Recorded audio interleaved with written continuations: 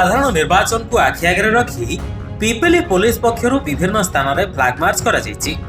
Pipili SDPO Biranchi Narayan पतिଙ୍କ नेतृत्व में 2 platoon police केंद्रीय सुरक्षा बल सह पिपिली थाना अधिकारी दीपक कुमार खंडायत राय और अन्य पुलिस कर्मी को नहीं उत्तरा छकठारू फ्लैग मार्च आरंभ करथिले।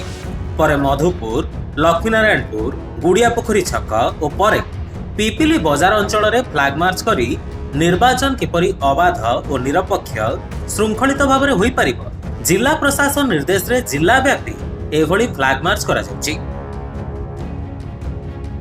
आसंता निर्वाचन एक प्रस्तुति आमर प्रत्येक एरिया पुरीर विभिन्न एरिया जोटा कि सेंसिटिव एरिया रोचे समस्त एरिया से फ्लैग मार्च कराऊँ।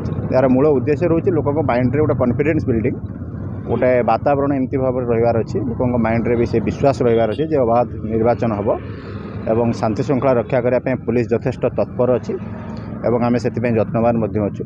तेणु समस्त को अपील रे आसंता निर्वाचन निश्चित भाव में भल हम समस्ते निर्वाचन को निश्चित भाव में जमी करने कथा सेमती करेंगे एवं जो मैंने असामाजिक तत्व अच्छा कौन निर्वाचन में कौन प्रकार भय सृष्टि करने चेष्टा करती विशृंखला सृष्टि करने चेष्टा करें चेतई देवाई चाहूँ से मनोकामना केबे भी पूर्ण होब ना आम से यथेष्ट सचेतन अच्छु।